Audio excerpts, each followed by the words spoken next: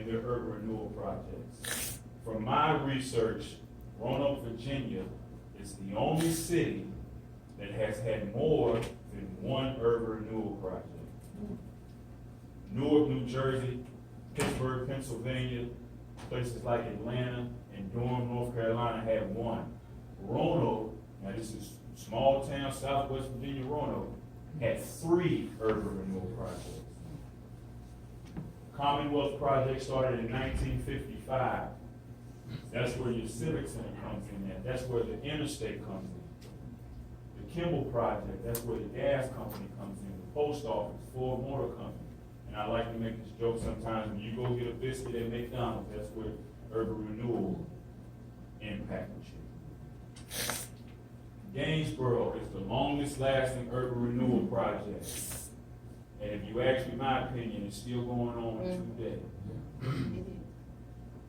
It started in 1968, and as I said, it's still going on in 2019.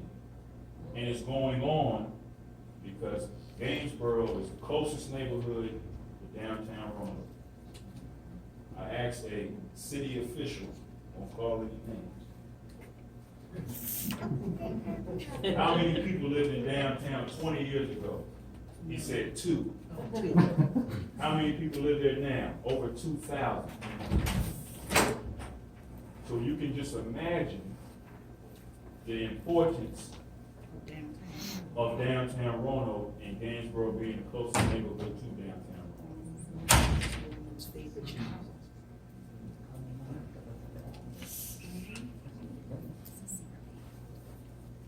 Kathleen Ross.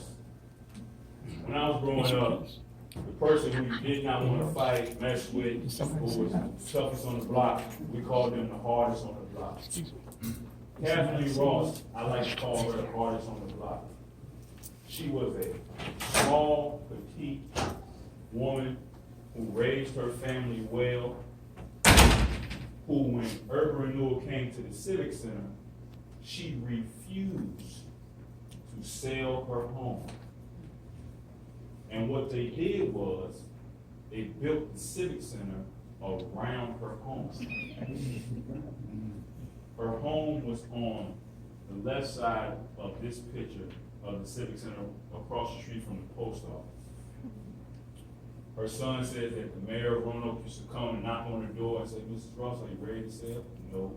The city officials would come knock on her door, "Are you ready to sell?" No.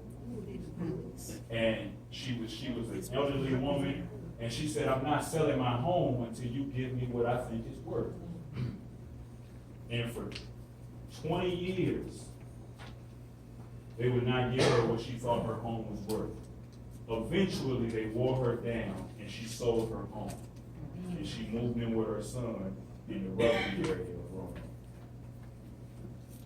But they literally built the Civic Center around her home. And her home was such an eyesore to the city when visitors would come into the Civic Center, because they would ask questions, "Why is this home sitting in the middle of your Coliseum?" And so eventually, they had to make Mrs. Ross leave, force Mrs. Ross to leave. She would live years after she left, but her son always says that he thinks that really damaged her mentally. And as I said earlier, yes, the economic part, the business part of Henry Street and things like that was impacted by urban renewal, but the mental aspect of urban renewal is what really impacted this community over the years.